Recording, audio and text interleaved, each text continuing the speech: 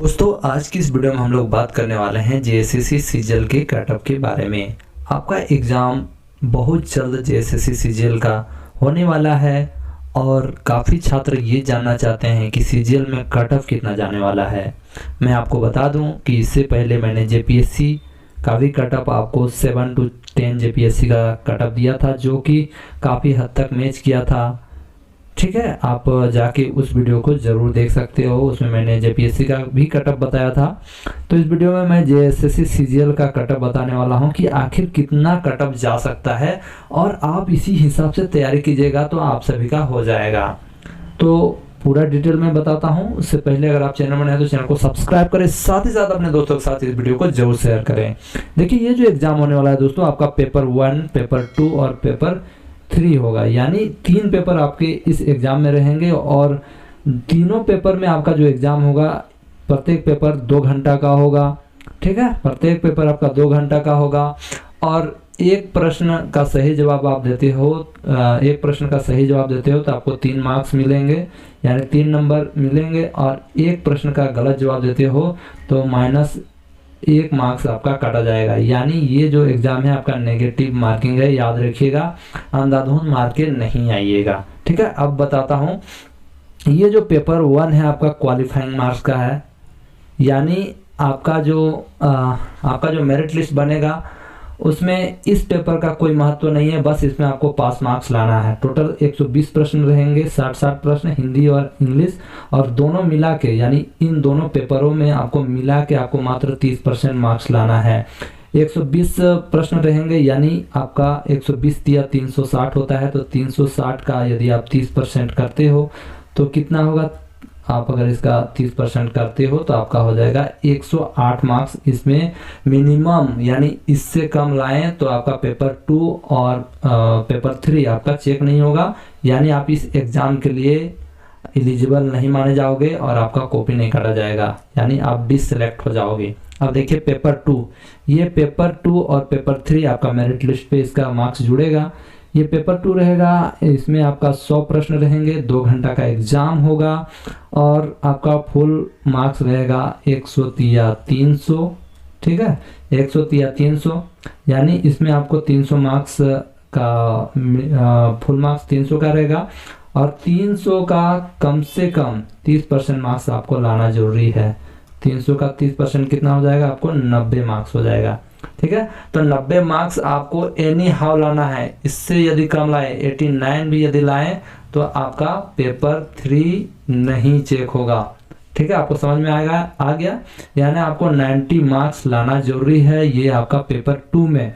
और ये 300 में मैं आपको बता देना चाहता हूं दोस्तों, 300 में आपका 299 भी आ सकता है यदि आप अच्छा से क्षेत्रीय लैंग्वेज पढ़ोगे तो, क्योंकि इसका सिलेबस उतना विस्तृत नहीं है। आप ध्यान से पढ़िएगा तो मुझे लगता है दोस्तों आप 299 तो पक्का ला लोगे यदि अच्छा से पढ़ोगे तो, और थोड़ा मोड़ा कम पढ़े तो 280 तक तो आ ही जाएगा। यानी ये आपका मेरिट लिस्ट में आपका नाम आने के लिए ये बहुत ही सहयोग करेगा, ये महत्वपूर्ण रोल अदा करेगा। देखिए, इसमें भी आपको 30% मार्क्स लाना जरूरी है, यानी 90 मार्क्स से कम लाएं तो आपका पेपर 2 और 3 चेक नहीं होगा। अब चलिए दोस्तों पेपर 3 में देखिए दोस्तों, पेपर 3 आपका सामान्य ज्ञान, कुल 150 प्रश्न रहेंगे और कुल अवधि आपको 2 घंटा मौका मिलेगा।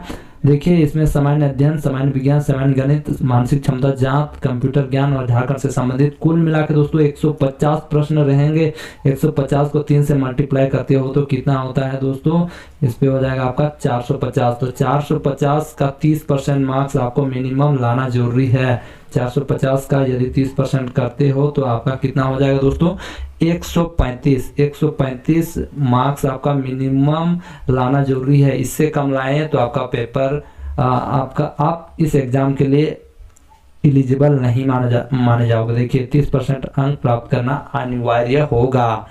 ठीक है, तो यहाँ पर मैंने आपको पेपर 1, 2 और 3 का मिनिमम क्वालिफाइंग मार्क्स बता दिए। मिनिमम क्वालिफाइंग जो मार्क्स हैं वो मैंने आपको बता दिया, तो इतना आपको लाना जरूरी है। इससे कम लाए तो आपका सिलेक्शन नहीं होने वाला है। अब हम लोग चलते हैं कि आपका मिनिमम क्वालिफाइंग मार्क्स कितना रखा गया है। ठीक है, तो आपका जो एग्ज़ाम होगा दोस्तों यहाँ पर आप देख सकते हो, ये आपका हो जाएगा पेपर 1 आपका हो जाएगा टोटल। पेपर वन तो आपका क्वालिफाइंग के लिए नहीं रहेगा, यानी पेपर 2 और 3। पेपर 2 में आपका कितना मार्क्स है, पेपर 2 में आपका 100 प्रश्न यानी 300 मार्क्स का है, और पेपर 3 कितना का हो जाएगा, 450 का, यानी कुल मिला के हो गया आपको दोस्तों 750 मार्क्स आपका का फुल मार्क्स का है, 750 मार्क्स का है। तो इन 750 में आपको कितना जो क्वालिफाइंग मार्क्स रखा गया है आप देख सकते हो, 750 का क्वालिफाइंग मार्क्स जो रखा गया है, मिनिमम क्वालिफाइंग मार्क्स जनरल के लिए 40%, तो जनरल के लिए यदि आप 40% करते हो तो 300 मार्क्स हो जाएगा, और ST SC के लिए 32% रखा गया है, यानी 240 मार्क्स यदि आप कम लाएं तो आप एलिजिबल नहीं माने जाओगे, और OBC 1 के लिए 34% यानी 255 नंबर यदि आपका आता है तो ही एलिजिबल माने जाओगे, और OBC 2 में 36.5% यानी 273.75 मार्क्स आपका आता है तो आप एलिजिबल माने जाओगे।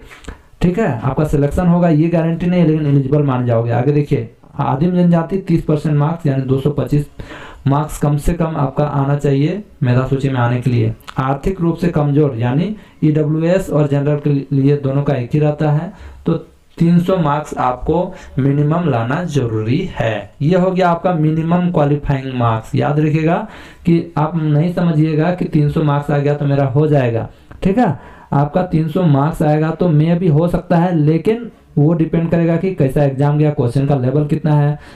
जनरली आप मान के चलिएगा कटअप इससे अधिक जाएगा, और कटअप कितना रहेगा वो मैं आगे बताता हूँ, ध्यान से देखिएगा। ठीक है, तो फाइनली मैं आपको कटअप बता रहा हूँ दोस्तों। ये देखिए, आपका जनरल के लिए, जनरल और EWS के लिए आपका 62 से 67% मतने वाला है, यानी 465 से 503 नंबर आपका कटअप जाने वाला है। ये जनरल लोगों के लिए हो गया। ठीक है, कितना, 465 से 503 नंबर आपका कटअप जाने वाला है, ध्यान रखिएगा।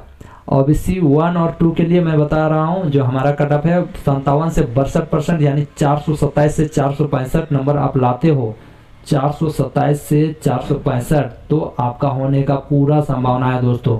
ठीक है, और ST SC कैटेगरी में आते हैं तो 52 से 57% मार्क्स यानी 390 से 428 मार्क्स यदि आप लाते हो तो आपका बिल्कुल होने का चांसेस है। ठीक है, और प्रिमिटिव ट्राइब में यदि आते हो यानी आदिम जनजाति, याद रखिए काफ़ी छात्र बोलते हैं कि आदिम जनजाति क्या होता है, तो गूगल में एक बार आप सर्च मार के देख लीजिएगा। झारखंड में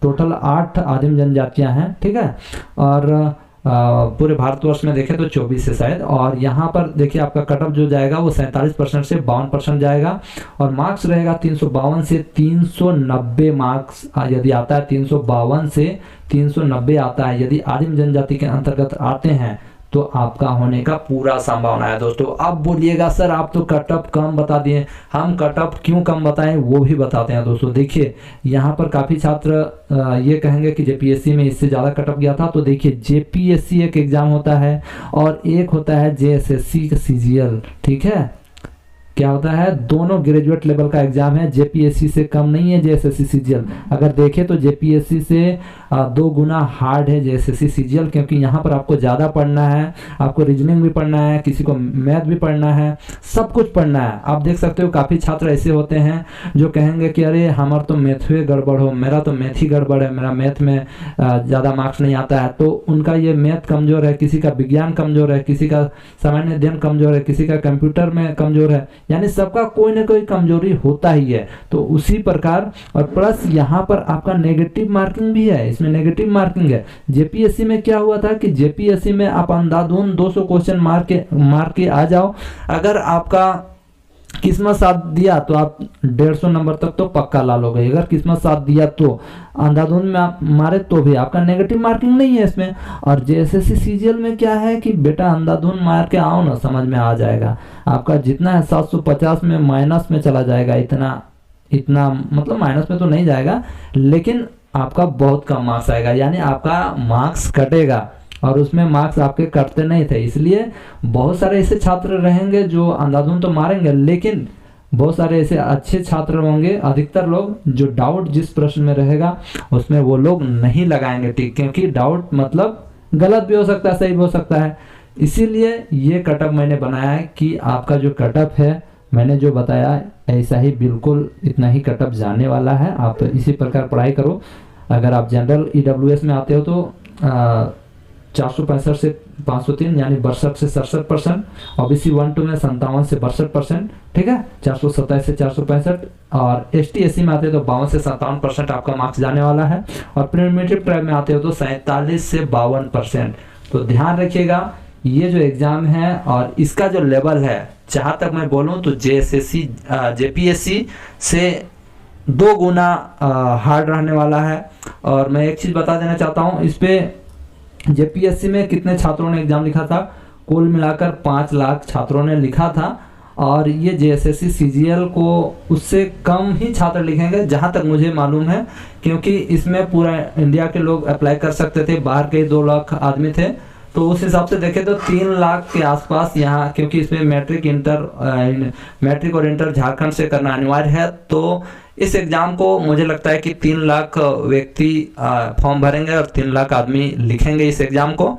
और ये एग्ज़ाम है आपका बहुत जल्द अगस्त में होने वाला है, तो आप ध्यान दीजिएगा। ये नेगेटिव मार्किंग वाला एग्ज़ाम है, इसमें जो अंधाधुंध मार के आएगा वो सिलेक्शन उसका नहीं होने वाला है। इसलिए आप अंधाधुंध नहीं मारे, नहीं जानते हैं तो नहीं टिक लगाएं। मैं आप लोगों से यही विनती करूंगा, और अच्छा से पढ़ाई करें। ये JPSC का एग्ज़ाम नहीं है कि इस पे अंधाधुंध मार के आ जाएं। ये JSSC CGL है, इसमें आपका बहुत ही डेंजरस क्वेश्चन आने वाला है। आप प्रीवियस क्वेश्चन एक बार पलट के देखो तो आपको पता चल जाएगा। फ्रेंड्स, आशा करता हूं कि मेरी ये वीडियो आपके लिए बहुत ही हेल्पफुल होगी, और आपके आने वाले एग्ज़ाम के लिए बहुत बहुत मेरी तरफ से दिल से शुभकामनाएं। आशा करता हूं कि आप सभी का सिलेक्शन हो जाएगा। मिलता हूं दोस्तों नेक्स्ट वीडियो में। कोई भी गिला शिकवा होगा तो कमेंट कर दीजिएगा। मिलते हैं नेक्स्ट वीडियो में, तब तक के लिए जय हिंद, वंदे मातरम, जोहार झारखंड।